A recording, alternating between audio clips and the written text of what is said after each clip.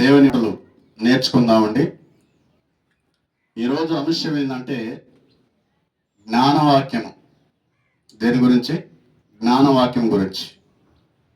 Bible గ్రంథంలో యాకోబు పత్రికలో చూసినప్పుడు దేవుడు చెప్తున్న మాట ఏంటంటే, ఎవరికైనాను జ్ఞానం కొదిగొన్న ఎడల అతను ఏం చేయాలి? తండ్రిని అడగాలి కదా. ఎవరిని అడగాలి? తండ్రిని అడగాలి. కాబట్టి మనకి లోక జ్ఞానం కాదు, కానీ ఈ యొక్క క్రైస్తవ జీవితంలో, ఈ యొక్క ఆత్మీయ జీవితంలో మనకు కావాల్సినటువంటి జ్ఞానం ఏం జ్ఞానం కావాలి మనకి? దేవుని జ్ఞానం అంటే దైవికమైన జ్ఞానం కావాలి మనకి కదా. దైవికమైన జ్ఞానం కావాలప్పుడు మనం ఎవరిని అడగాలి? దేవుణ్ణి అడగాలి. దేవా, నేను జ్ఞానం లేని వాడిని, నేను తెలివి లేని వాడిని, నేను వివేకం లేని వాడిని, నేను వివేచన లేని వాడిని, నేను మెలకు లేని వాడిని, నేను గ్రహింపు లేని వాడిని, అంటే లేఖనాలని అర్థం చేసుకోలేని వాడిని. కాబట్టి మీ యొక్క మహాజ్ఞానాన్ని నాకు దయచేయమని మనం తండ్రిని అడగాలి కదా. అప్పుడు మనం ఏదైతే అడుగుతామో అది తండ్రి మనకు అనుగ్రహిస్తాడు కదా. అంటే దేవాది దేవుడు చెప్తున్న మాట ఏంటంటే, ఎవరికైనా జ్ఞానం కుదురుకున్న ఎడల తండ్రిని అడగాలంట కదా. తండ్రిని అడిగినప్పుడు తండ్రి అనుగ్రహిస్తాడంట కదా. అంటే మనకి జ్ఞానం కావాలి ఈ లోకంలో కదా. ఏ జ్ఞానం కావాలి? దైవికమైన జ్ఞానం కావాలి కదా.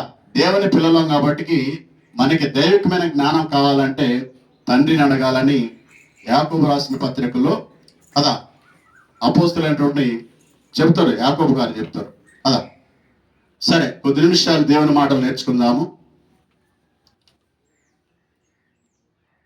2 రాజులు 5వ అధ్యాయము 20-27 వచనం.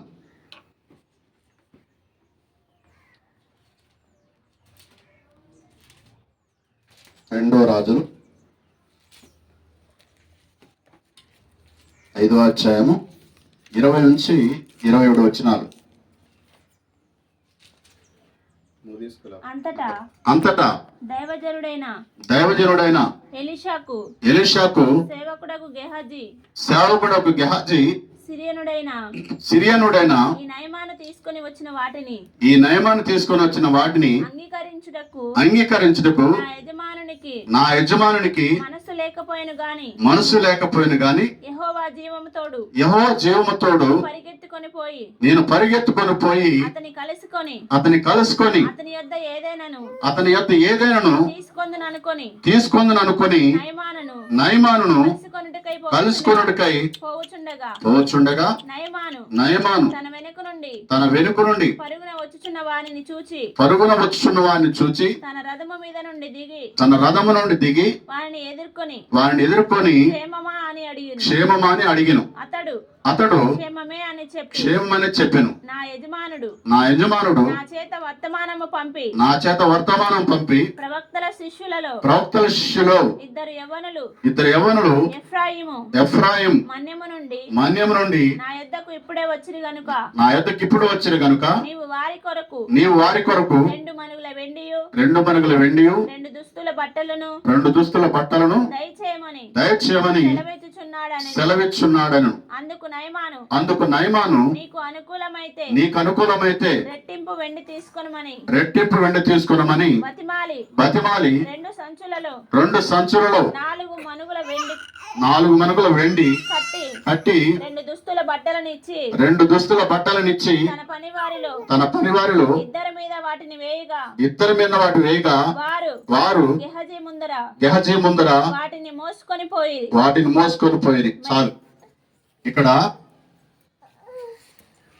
నయమాను వచ్చిండు కదా. నయమాను వచ్చిండు. ఎవరైనా నయమాను?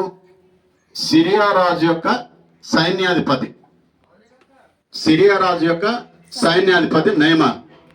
నయమాన్ ఎక్కడికి వచ్చిండు? ఎలీషా దగ్గరకు వచ్చిండు కదా. ఎందుకు వచ్చిండు? ఆయనకి కుష్టి రోగం ఉంది కాబట్టి కదా. ఆ కుష్టి రోగము ఎక్కడ నయమైతో తెలియక ఆయన చాలా సంవత్సరాలు ఆ వ్యాధితో బాధపడుతున్నప్పుడు కదా వారింట్లో ఎవరింట్లో? నయమాన్ ఇంట్లో ఒక చిన్నది పని చేస్తున్నప్పుడు చిన్నది చెప్పింది ఏమని, మా దేశంలో ఒక ప్రవక్తనుడు కదా, ఆయన దగ్గరికి పోయినప్పుడు ఆయన ప్రార్థన చేస్తే, ఆయన చెప్పినట్టు చేస్తే నీకు స్వస్థత కలిగిద్దని చెప్తుంది కదా, నీకు స్వస్థత కలిగిద్దని చిన్న చెప్పింది. ఎవరికి? నయమానికి. ఆ మాట నమ్మి కదా ఎక్కడికి వస్తాడు? ఎలీషా దగ్గరకు వస్తాడు కదా. ఎలీషా దగ్గరకు వచ్చినప్పుడు ఎలీషా చూసి, సరే నువ్వు వచ్చినావు కాబట్టి పోతా యోర్దాను నదిలో 7 మార్లు మునిగి పో అంటాడు కదా. అయితే నయమాన్ వచ్చిండు, తన సైన్యంతో కూడా వచ్చిండు. వచ్చి ఎలీషా ఏదైతే చెప్పిండో, ఏమని చెప్పిండు ఎలీషా గారు? నీవు పోత యోర్దాను నదిలో 7 మార్లు మునిగి వెళ్ళు, నీకు స్వస్థత కలిగిద్దని చెప్పేసి అని చెప్తుంది కదా. అలాగనే పోతుంటూ ఆ నదిలో దిగుతుడు ఆయన. ఎవరు? నయమాన్. దిగి లెక్కేసుకుంటాడు, మునుగుతుంటాడు లేస్తుంటాడు కదా. మునుగుతూ లేస్తూ ఉంటే 6 సార్లు మునిగి కానీ స్వస్థత రాలేదు కదా. అయితే ఆ నయమాన్ ఏమంటాడంటే తన పక్కన ఉన్న సైనికుడితో, అయ్యా నేను 6 సార్లు మునిగినా నాకు స్వస్థత కలగలేదు, ఇక లాభం లేదు, వెళ్ళిపోదాం పా అని చెప్పేసి పక్కనున్న సైనికుడితో అంటూ ఉంటాడు. అప్పుడు ఆయన ఏమంటాడంటే, లేదు సైన్యాధిపతి, ఎలీషా గారు 7 మార్లు మునుగన్నాడు కదా. ఎలీషా గారు 7 మార్లు మునుగన్నాడు కాబట్టి నువ్వు 6 సార్లు మునిగిను, 7వ కూడా మునుగు చూద్దామని చెప్పేసి ఆ 7వ మారు కూడా మునిగి పైకి లేచినప్పుడు అద్భుతంగా కదా అతనికి ఉన్న కుష్ఠరోగం మొత్తం పోయి, చిన్న పిల్లల యొక్క దేహం ఎలాగుంటుందో, పసిపిల్లల దేహం ఎలాగుంటుందో, మృదువుగా స్మూత్గా చాలా అందంగా అలాంటి దేహాన్ని ధరించుకొని ఆయన పైకి లేస్తాడు. పైకి లేసినప్పుడు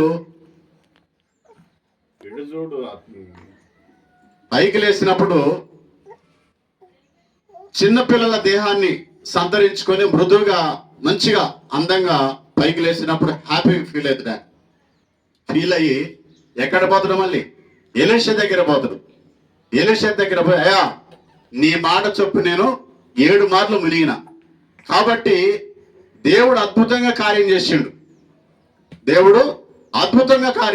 దేవుడు అద్భుతంగా నన్ను స్వస్థపరిచిండు కాబట్టి నేను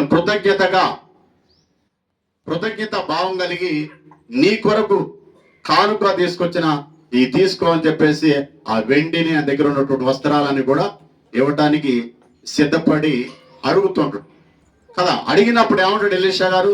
వద్దు నువ్వు తీసుకొని పెరుగు, దేవుడు కార్యం చేసింది కాబట్టి నువ్వు తీసుకొని వెళ్ళని చెప్పాడు కదా. అంటే దేవుడు కార్యం చేసిండు కదా, ఉచితంగా కార్యం చేసిండు దేవుడు అను కదా. ఉచితంగా దేవుడు కార్యం చేసిండు, ఆయనకి ఇష్టమైంది. ఎవరికి ఇష్టమైంది? ప్రభుకి ఇష్టమైంది కదా. ప్రభుకి ఇష్టమైంది కాబట్టి అతన్ని దర్శించినప్పుడు, ఆయనకి స్వస్థత కలిగినప్పుడు, కృతజ్ఞతగా కానుక తెచ్చినప్పుడు వద్దన్నాడు. సర్లేని చెప్పేసి ఆయన వెళుతుంటే ఎలీషా దగ్గర పని చేస్తున్నటువంటి గెహజీ పోతాడు కదా. గెహజీ పోయినప్పుడు అతను ఆ రథం మీద నుంచి దిగి, ఎవరు? సైన్యాధిపతి దిగి క్షేమమాని అడుగుతున్నాడు. ఎవరిని? గెహజీని. గెహజీ ఏమంటాడు? క్షేమేమంటాడు. అంటే ఈయన పరిగెత్తుకొని పోతుంటాడు, వాళ్ళు గుర్రాలు వేసుకొని రథం వేసుకొని వెళ్ళిపోతుంటారు, ఈయన పరుగున ఉరుగుతుంటాడు. ఈయన చూసి ఏమన్నా ఏమైనా సంఘటన జరిగిందా, అసలు ఏంది పరిస్థితి అని చెప్పేసి ఆపి రథం దిగి ముందుకు వచ్చి క్షేమ అడిగినప్పుడు క్షేమేమే అంటాడు. మరలా అడుగుతాడు, క్షేమం అంటే క్షేమే. అయితే ఇంకేమంటాడంటే, 2 మనుషులు వచ్చారంట కదా. ఎక్కడి నుంచి? ఎఫ్రాయిం నుంచి 2 యవ్వనస్తులు వచ్చారు. వారికి ఇవ్వటానికి 2 జతల బట్టలు, కొంచెం వెండి అని అడుగుతారు ఇవ్వమని. అయితే ఆ సైన్యాధిపతి ఏమంటాడంటే, సరే నీకు అనుకూలమైతే ఇంకెక్కువ తీసుకొని పో, ఇంకెక్కువనే తీసుకొని అంటే రెట్టింపు తీసుకొని పోలని చెప్పేసి ఇచ్చి తన పనివారి నుంచి పంపిస్తే పనివారు ముందు వెళ్తుంటారు, గెహజీ వాళ్ళు వెనక్కుంటాడు కదా. వెళ్ళిన తర్వాత ఆ పనివారు ఇంటి ముందు పోయిన తర్వాత, మిడ్డు దగ్గర పోయిన తర్వాత వారి దగ్గర ఉన్నటువంటి ఆ వెండిని వస్త్రాలు తీసుకొని ఇంట్లో దాచుకుంటాడు. ఎవరు? గెహజీ. వాళ్ళు వెళ్ళిపోతారు. వెళ్ళిపోయిన తర్వాత ఎవరు చూడలేదు అనుకుంటున్నాడు ఆయన కదా. నన్ను ఎవరు చూడలేదు, ఈ రహస్యం ఎవరికి తెలియదు కదా. నేను తీసుకున్న వెండి కానీ నేను తీసుకున్న వస్త్రాలు కానీ ఎవరు చూడలేదు, ఎవరికి తెలియదు అని చెప్పేసి అతను ఉన్నటువంటి గృహంలో దాచుకొని తెలియనట్టుగానే మరలా ఎలీషా దగ్గరికి పోతాడు కదా. ఎలీషా దగ్గర పోయినప్పుడు ఎలీషా ఏమంటాడంటే, నీవు అక్కడికి పోయినప్పుడు, ఎక్కడికి? సైన్యాధిపతిని కలుసుకున్నప్పుడు, సైన్యాధిపతి దగ్గర పోయినప్పుడు నా మనసు నీతో లేదా కదా. అంటే ఎవరి మనసు అంట? ఎలీషా మనసు గెహజీతో లేదా అని అడుగుతున్నాడు. అంటే ఎలీషాకి తెలియదు అనుకుంటున్నాడు గెహజీ. గెహజీ అనుకుంటున్నాడంటే నేను చేసినటువంటి ఆ యొక్క మిస్టేక్ ఏదైతుందో కదా, ఆ పొరపాటు ఏదైతుందో, ఆ తప్పిదం లేకపోతే ఆ పాపం ఏదైతుందో తెలియదు అనుకుంటున్నాడు. తెలియదు అనుకొని ఎలీషా దగ్గర పోయి నిలబడ్డప్పుడు ఎలీషా అడుగుతున్న మాట ఏంటంటే, నీవు అతన్ని ఎదుర్కొన్నప్పుడు నా మనసు నీతో లేదా అని అడుగుతుంటాడు. అడిగినప్పుడు గెహజీ సైలెంట్గా ఉండిపోతాడు. సైలెంట్గా ఉండిపోయిన తర్వాత ఎలీషా అంటున్న మాట ఏంటంటే, నువ్వు ఏదైతే ఆశించి తెచ్చుకున్నావో, ఏ వ్యక్తి అయితే దాన్ని వదిలిపెట్టిండో కదా, ఏ వ్యక్తి అయితే దాన్ని విడిచిపెట్టిన దాన్ని నువ్వు మరలా పొందుకుందువు గాక, నీవు నీ కుటుంబం కదా.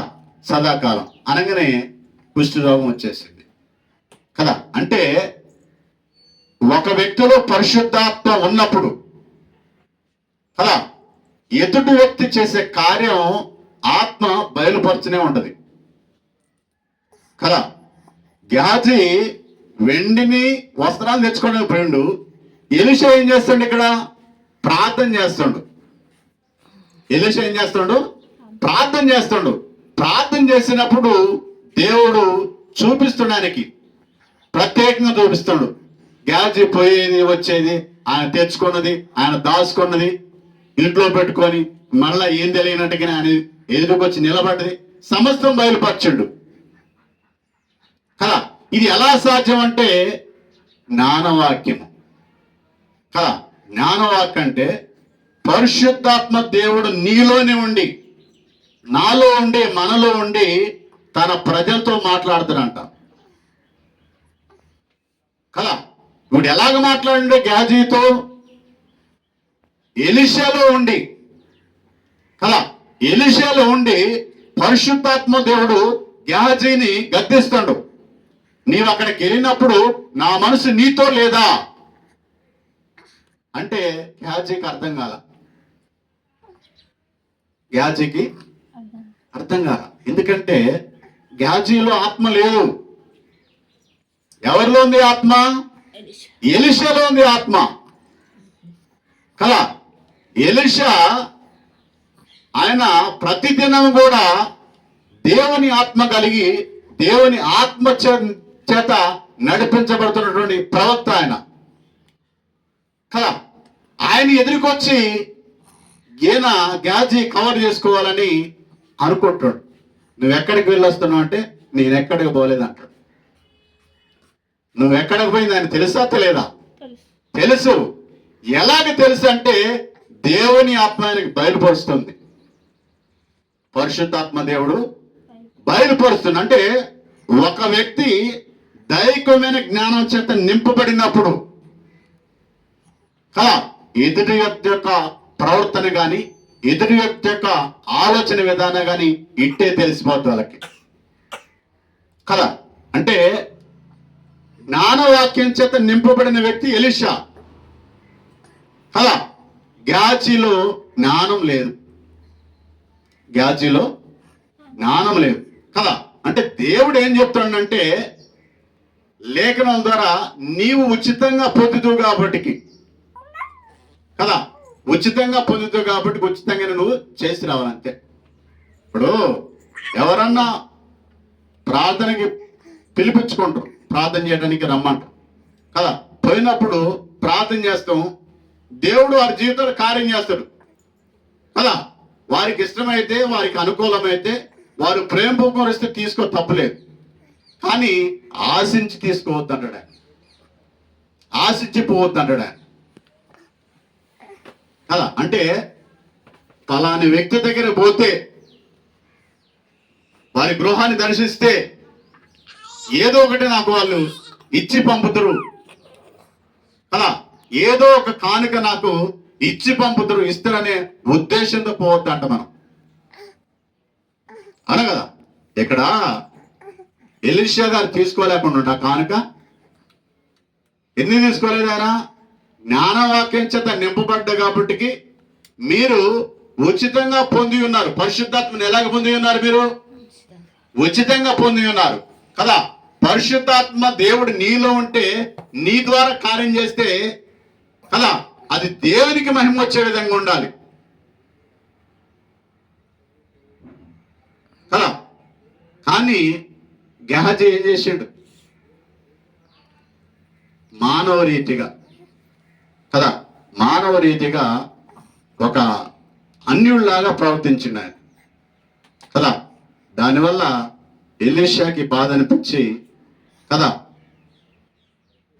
ఎలీషాకి బాధ అనిపించి నయోమని ఏదైతే విడిచిపెట్టిండో ఆ విడిచిపెట్టిన దాన్ని పొందుకొనుగా కానీ ఆయన మాట సెలవిచ్చినప్పుడు కదా, గ్యాజీ ఎమ్మటే పొందుకొనడు. ఏం పొందుకొనడు? నయోమాన్ని విడిచిపెట్టిన దాన్ని గ్యాజీ పొందుకొనడు. అంటే జ్ఞానం లేనప్పుడు కదా, మనలో జ్ఞానం లేనప్పుడు అనేక రకాల పొరపాట్లు చేస్తాం లేదా? ఇక్కడ ఎలీషా వద్దన్నప్పుడు కదా ఆగిపోవచ్చుగా, ఎలీషా వద్దన్నప్పుడు ఆగిపోవచ్చుగా. అంటే ఎలీషాకి జ్ఞానం లేదన్నట్టుగా, ఎలీషాకి తెలివి లేదన్నట్టుగా కదా, ఎలీషా అవుతా మూర్ఖుడు అన్నట్టుగా మనవడు ఆలోచన చేసి కదా పరుగెత్తుకొని పోయి ఏం తెచ్చుకోండు, పరుగెత్తుకొని పోయి మరి ఆయన విడిచిపెట్టింది ఈయన తగిలించుకున్నాడు కదా. దేన్ని బట్టి? జ్ఞానం లేకపోబట్టి కదా. ఇప్పుడు జ్ఞానం లేకపోబట్టేదిగా ఆయన విడిచింది తీసుకొని వచ్చింది.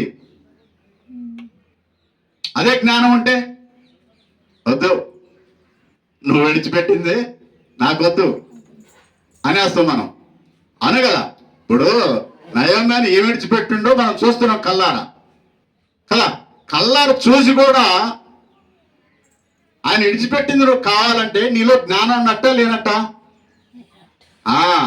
జ్ఞానం లేకపోవటం వల్ల నయోమని విడిచిపెట్టింది గెహాజీ తెచ్చుకున్నాడు కదా. కాబట్టి మనము జ్ఞానం కలిగి ఉండాలి కదా. జ్ఞాన వాక్యం కలిగి ఉంటే దేవుని ఎదుట ఎలాగుండాలి కదా, దేవుని ఎదుట ఎలాంటి క్రియలు చేయాలనేది మనకి దేవుడు జ్ఞానాన్ని ఇస్తాడు, మంచి ఆలోచన ఇస్తాడు కదా. ఆలోచన ప్రకారం మనం ముందుకు పోతుంటే దేవునికి మహిమ, మనకి దీవెన వస్తుంటది కదా. అలాగా కాకుండా ఈ లోకానుసారమైనటువంటి తెలివితేటలు దేవుని దగ్గర ఉపయోగించిననుకో గెహజీ ఆగినే ఇది మన బతుకు కదా. కాబట్టి గెహజీని మాదిరి చూసుకొని కదా మనం ఏమడగాలి? దేవుణ్ణి ఏమడగలమా? జ్ఞానం అడగాలి. ఎందుకంటే ఈ లోకంలో బ్రతకాలంటే జ్ఞానం కావాలి. లోక జ్ఞానం కాదు, దైవికమైన జ్ఞానం కదా. పరిశుద్ధాత్మిక జ్ఞానాన్ని మనం అడిగినప్పుడు ఆ జ్ఞానాన్ని పొందుకుంటే మనం మనుషుల ఎదుట అంటే ఈ లోకంలో ఎలాగ బ్రతకాలో మనకి ఒక ఆలోచన కలిగి ముందుకు పోతాం కదా, అవునే కదా. కాబట్టి మనం జ్ఞానం కలిగి మనం ప్రవర్తించాలంట కదా. ఇంకో వచనం చూసుకుందాం. యోహాను సువార్త 4వ అధ్యాయము 18వ వచనం. యోహాను సువార్త 4వ అధ్యాయము 18వ వచనం. నాకు పెనిమిటి లేడని నీవు చెప్పిన మాట సరియే. నీకు 5 పెనిమిట్లుండిరి. ఇప్పుడు ఉన్నవాడు నీ పెనిమిటి కాడు. అంటే ఇప్పుడు ఉన్నవాడు నీ పెనిమిటి కాడు అంటే ఆమె ఏమంటుంది? నువ్వు సత్యమే చెప్పిదివనను. అంటే యేసు ప్రభు వారు ఏ జ్ఞానం కలిగి ఉండాయన? పరిశుద్ధాత్మ కలిగి ఉన్నాడు కాబట్టి కదా. ఆమె రాగానే మన ఒక స్కానింగ్ లాగా కదా మొత్తం ఆమె జీవితం కనపడుతుంది. ఎవరికి? యేసు ప్రభు వారికి కదా. ఆమె జీవితం మొత్తం కనపడుతుంది. కాబట్టి ఆయన ఎప్పుడైతే సువార్త నిమిత్తం గ్రామాలు తిరుక్కుంటూ కదా ఈ సుకార్ అనే గ్రామానికి వస్తాడో కదా. సుకార్ అనే గ్రామానికి వచ్చినప్పుడు అది సమరే ప్రాంతం కదా. సమరే ప్రాంతం కాబట్టి ఆ సమరే ప్రాంతానికి వచ్చినప్పుడు యూదులకి సమరేలకి సాంగత్యం ఉండదు. ఎవరెవరికి? యూదులకి సమరేలకి సాంగత్యం ఉండదు కదా. ఆమె బావి దగ్గరకు వచ్చినప్పుడు కదా ఆమె ఎదురు పడ్డప్పుడు ఆయన అంటున్నది అంటే నీకు 5 పెనిమిట్లు ఉంటాట. ఎంతమంది? 5. నీకు 5 పెనిమిట్లు అంటే ఆమె వాస్తవాన్ని ఒప్పుకుంటది కదా. ఆమె వాస్తవాన్ని ఒప్పుకుంటది అంటే ఆమె జ్ఞానం కలిగి ఉందా, జ్ఞానం లేకుండా ఉందా? జ్ఞానం కలిగి ఉందా. ఎందుకంటే ఆమె గుర్తించింది. ఎందుకే? నాతో మాట్లాడుతున్నవాడు మెస్సయ్య. నాతో మాట్లాడుతున్న వ్యక్తి మెస్సయ్య. నేను మెస్సయ్యని చూసానని చెప్పేసి కదా యేసు ప్రభువు చెప్పిన ప్రతి మాట కూడా ఆమె మర్చిపోకుండా ఆ యొక్క సుకార్ అనే గ్రామానికి పోయి ప్రకటించింది కదా. నాతో ఎలా అంత డిస్టర్బెన్స్ ఉంది కదా. సమరయ స్త్రీ ఆ సుకార్ అనే గ్రామానికి వెళ్ళి చెప్తుంటది, నేను చేసినటువంటి పొరపాట్లన్నిటి కూడా నాతో చెప్పిన వాడిని నేను చూసినా, నేను మెస్సీయని కనుకున్నా, మీరు కూడా వచ్చి చూడని ఆ గ్రామంతో కూడా తోడుకొని వచ్చింది. ఎవరి దగ్గరికి? యేసుక్రీస్తు ప్రభువు దగ్గరికి కదా. యేసుక్రీస్తు ప్రభువు దగ్గరికి తీసుకొని వచ్చినప్పుడు ఆ ప్రభువు ఆ గ్రామంలో ప్రకటించినప్పుడు గ్రామంతో కూడా మార్చబడింది కదా. అంటే ఈమె గుర్తుపట్టింది కదా, ఇతన్ని ఎవరో గుర్తుపట్టింది కదా. అంటే గ్రహింపు కలిగి ఉండాలి, అంటే జ్ఞానం కలిగి ఉండాల కదా. జ్ఞానం కలిగినప్పుడు ఆమె వెంటనే గుర్తుపట్టి మెస్సీని అందరికి పరిచయం చేయటం కాదు కానీ ఆ గ్రామం కూడా మొత్తం కూడా మార్చబడటానికి తన వంతుగా ఆమె ప్రయత్నం చేసింది. అంటే జ్ఞానం ఉన్నప్పుడు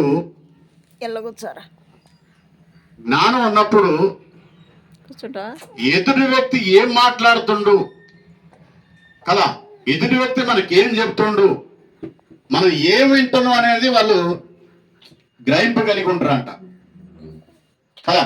మనం ఏం వింటున్నాం అనేది గ్రహింపు కలిగి ఉంటారంట. కాబట్టి ఈ సమరయ స్త్రీ ఏమంటే జ్ఞానం కలిగి గుర్తుపట్టి నాతో మాట్లాడుతున్న వ్యక్తి మామూలు వ్యక్తి కాదు కదా. నాతో మాట్లాడుతున్న వ్యక్తి సామాన్య వ్యక్తి కాదు, ఈయన ప్రవక్త, ఈయన మెస్సయ్య అని చెప్పేసి ఆ గ్రామంలో ఉన్న ప్రజలందరికీ పరిచయం చేసి ఆ గ్రామం మార్పు కోసం ఆమె ప్రయత్నం చేసినట్టుగా మనం ఈ యొక్క పరిశుద్ధ గ్రంథంలో మనం చూస్తున్నాం కదా. అంటే మనం జ్ఞానం కలిగి ఉండాలంట కదా. జ్ఞానం కలిగి ఉన్నప్పుడు మనము రక్షించబడతామని దేవుని వాక్యం మనకి తెలియపరుస్తుంది కదా. అంటే సమరయ స్త్రీ రక్షించబడ్డది, ఆ గ్రామం కూడా రక్షణలోకి నడిపించబడిందని మనం లేఖల ద్వారా చూస్తున్నాం కదా. సరే, యోహాను సువార్త 17వ అధ్యాయము 17వ వచనం చూసుకుందాం.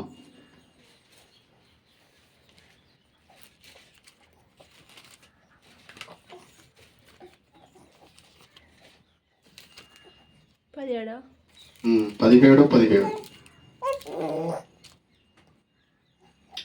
సత్యమందు వారిని ప్రతిష్ఠ చేయము, నీ వాక్యమే సత్యం కదా. సత్యమందు వారిని ప్రతిష్ఠ చేయము, నీ వాక్యమే సత్యం కదా. సంఘాన్ని కదా దేనిందు ప్రతిష్ఠ చేయాలి మనం? సత్యమనందు కదా. సంఘానికి మనం ఏం నేర్పాలి? సంఘానికి కానీ సమాజానికి కానీ మనం ఏం నేర్పాలి? సత్యాన్ని నేర్పాలి కదా. సత్యంలోని వారిని ప్రతిష్ఠ చేయాలి కదా. సత్యం ఏంటంటే నీ వాక్యమే కదా. నీ వాక్యమే సత్యం అంటే యేసు ప్రభువు చెప్పిన మాటలే సత్యం కదా. దేవుడు చెప్పిన మాటలే సత్యం కదా. దేవుని మాటలోనే యథార్థత ఉంటుంది, దేవుని మాటలోనే సత్యం ఉంటుంది, దేవుని మాటలోనే ఏముంటది? దేవుని మాటలోనే మర్మం కూడా ఉంటుంది. కాబట్టి మనము సంఘాన్ని కానీ సమాజాన్ని కానీ మన కుటుంబాన్ని కానీ మనలకి మనం కానీ దేవునిలో ప్రదర్శించుకోవాలి, సత్యములోనే ప్రదర్శించుకోవాలి కదా. సత్యంలోనే ప్రతిష్ఠించబడినప్పుడు ఆ సత్యము నుండి తొలగిపోకుండా ఉంటే ఆ వ్యక్తి లేకపోతే ఆ కుటుంబం, ఆ సంఘం, సమాజం కూడా రక్షణలో నిలిచి ఉన్నట్టే కదా. కాబట్టి మనము మన యొక్క జీవితాన్ని దేనిలో ప్రదర్శన చేసుకోవాలి? సత్యంలో ప్రదర్శన చేసుకోవాలంటే సత్యంలో మనం నిలిచి ఉండాలి కదా. సత్యంలోనే మనం నిలిచి ఉండాలని దేవుని వాక్యం మనకి తెలియజేస్తుంది కదా. ఇంకో వచనం చూసుకుందాం. యోహాను సువార్త 9వ అధ్యాయం 3వ వచనం. యోహాను సువార్త 9వ అధ్యాయం 3వ వచనం.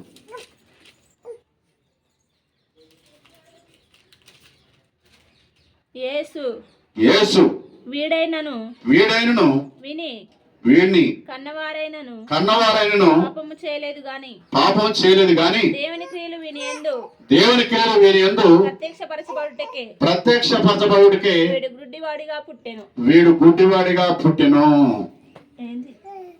కదా.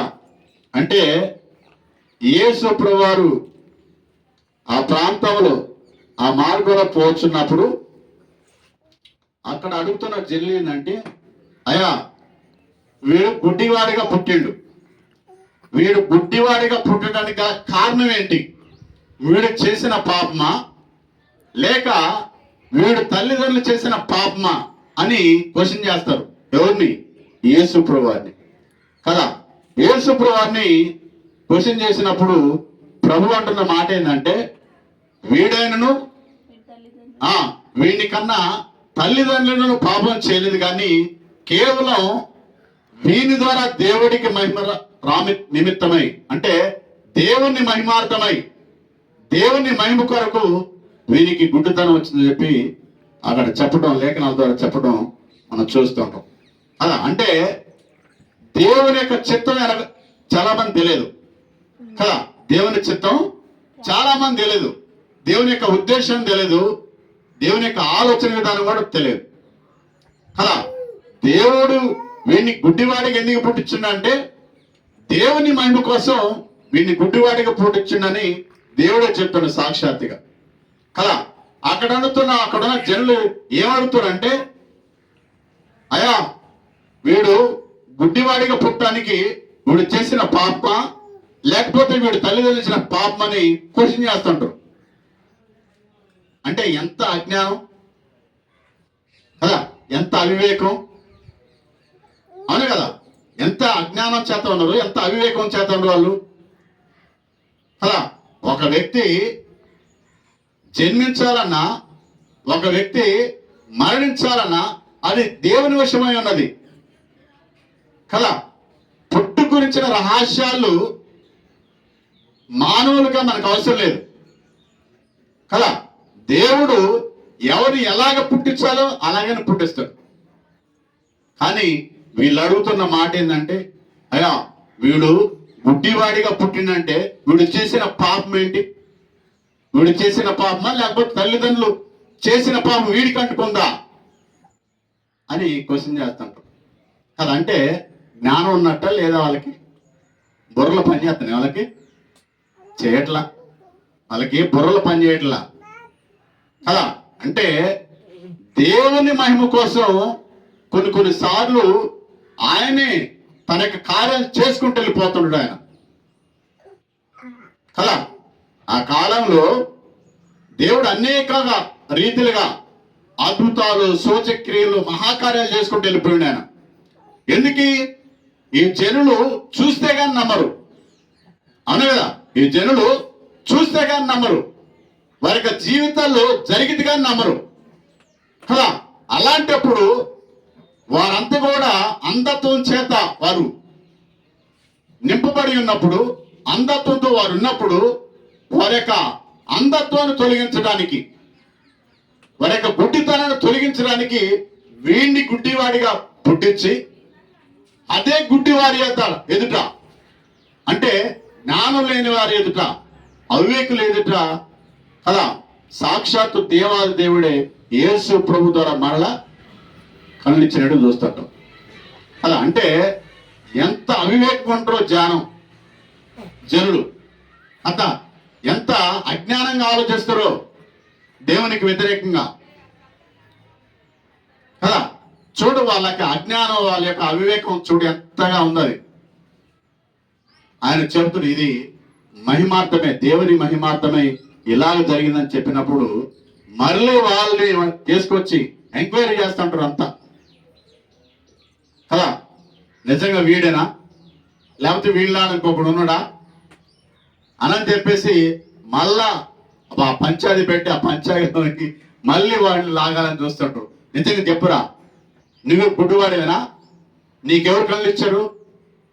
ఆ వ్యక్తిని గుర్తుపడతాను, ఆ వ్యక్తి ఎటు వెళ్ళిపోయిందో తెలుసా నీకని అన్ని రీజన్లు అడుగుతుంటారు కదా. అంటే ఎంత అజ్ఞానంగా ఆలోచిస్తారు మనుషులు, ఎంత అవివేకంగా, జ్ఞానం లేకపోబట్టి కదా. అందుకే ఒక వ్యక్తి జ్ఞానవాక్యం పొందుకోవాలంటే కదా, జ్ఞానవాక్యాన్ని పొందుకోవాలంటే, జ్ఞానం పొందుకోవాలంటే ఎవరిని అడగాలి? తండ్రిని అడగాలి కదా. ఒక విషయం మనకి అర్థం కానప్పుడు కదా ఎవరిని అడగాలి? దేవుణ్ణి అడగాలి. దేవుణ్ణి అడిగితే నీకు కరెక్ట్గా చెబుతారు ఆయన సమాధానం, లేఖనాల ద్వారా చెబుతారు ఆయన నీకు సమాధానం కదా.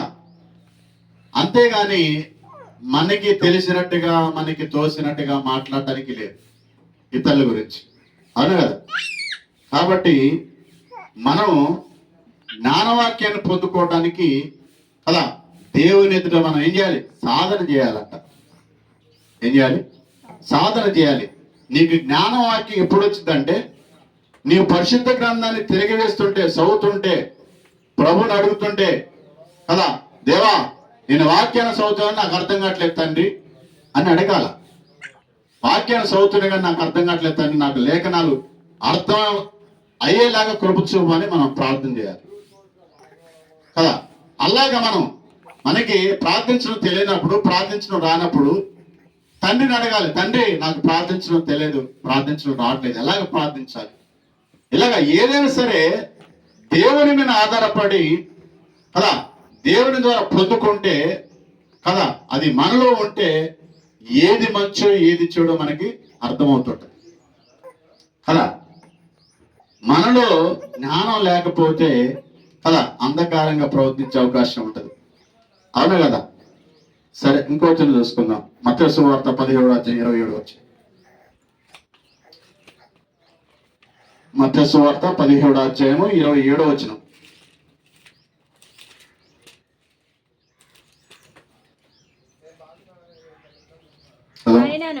అయినను మనము వారికి అభ్యంతరము కలుగజేయకుండానట్లు అభ్యంతరం కలగజేయకుండాన్నట్లు నీవు సముద్రమునకు పోయి నీవు సముద్రమునకు పోయి గాలము వేసి మొదట పైకొచ్చు చేపను పట్టుకొని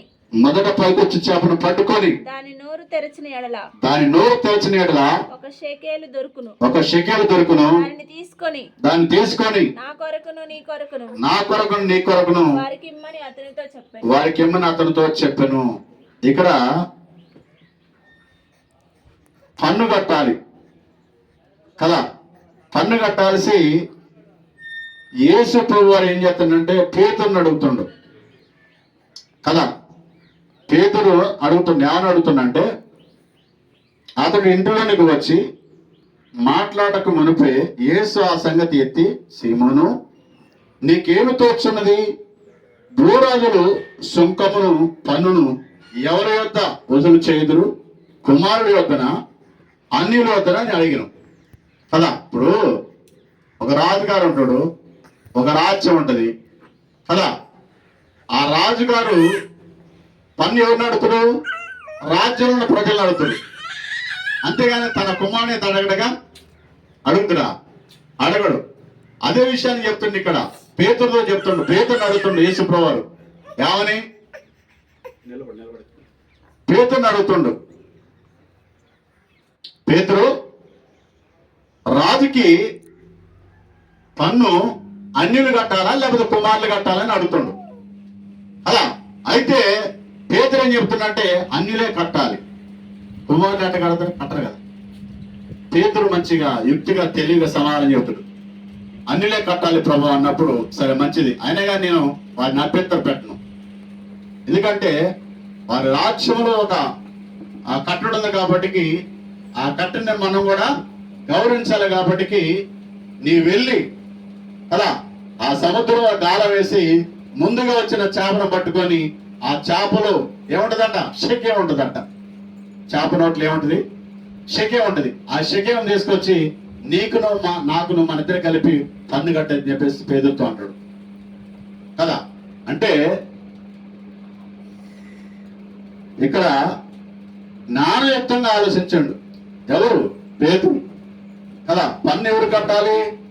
అన్నిలో కట్టాలి. అంటే దేశంలో ఉన్న ప్రజలే పన్ను కడతారు కదా, కుమారుడు కట్టరు కదా. అలాగనే మన జీవితంలో కదా, మన బ్రతుకుల్లో కదా, మనము దేవుని ఎరిగి ఉంటే కదా, మనం దేవుని దగ్గర జ్ఞానాన్ని పొందుకొని ఉంటే కదా, ఈ లోకంలో దేవుడి దగ్గర ఎలా ఉండాలో మనకు తెలుస్తుంటది, మనుషుల ఎదుట ఎలాగ ఉండాలో మనకు తెలుస్తుంటది కదా. ఈ లోకంలో ఎలాగ బ్రతకాలో మనకి తెలుస్తూ ఉంటది. ఇప్పుడు దేవుని నుండి జ్ఞానాన్ని పొందుకున్నప్పుడు కదా, మనలో జ్ఞానం లేదనుకో దేవుని ఎదుట సరిగా ఉండలేం కదా, మనుషుల ఎదుట సరిగా ఉండలేం, కుటుంబంలో కూడా మనం సరిగా ఉండలేం. కాబట్టి మనకి జ్ఞానవాక్యం కావాలంటే, జ్ఞానం కావాలంటే ఎవరిని అడగాలి? తండ్రిని అడగాలి కదా. తండ్రిని అడగాలి. అడుగుడి మీకు ఇవ్వబడను అలా అడగాలి. ఏం అడగాలి? నీకు ఏది అవసరమో కదా, నీకు ఏది అక్కరగా ఉన్నదో, నీకు ఏది ఉపయోగమో కదా, నీకు ఏదైతే మేలు చేసేదో దాన్ని నువ్వు అడగాలి అలా. అడిగినప్పుడు దేవుడి నుండి పొందుకున్నప్పుడు దాన్ని దేవుని మహిమ కొరకే నువ్వు వాడాలి మళ్ళీ కదా. కాబట్టి మనం ఈ లోకంలో జీవిస్తున్నప్పుడు అజ్ఞానంగా మనం జీవించడానికి లేదు కదా, అవివేకులుగా ఉండటానికి లేదు. కాబట్టి మనము దేవుని నుండి కదా జ్ఞానాన్ని సంపాదించుకొని ఆ జ్ఞానాన్ని ఈ లోకంలో ప్రజలందరికీ పంచాలని తెలియజేస్తూ ఈ వాక్యాన్ని ఇంతటితో ముగిస్తున్నాను. మీ అందరికీ వందనాలు. God bless you all. ప్రార్థన చేసుకుందాం.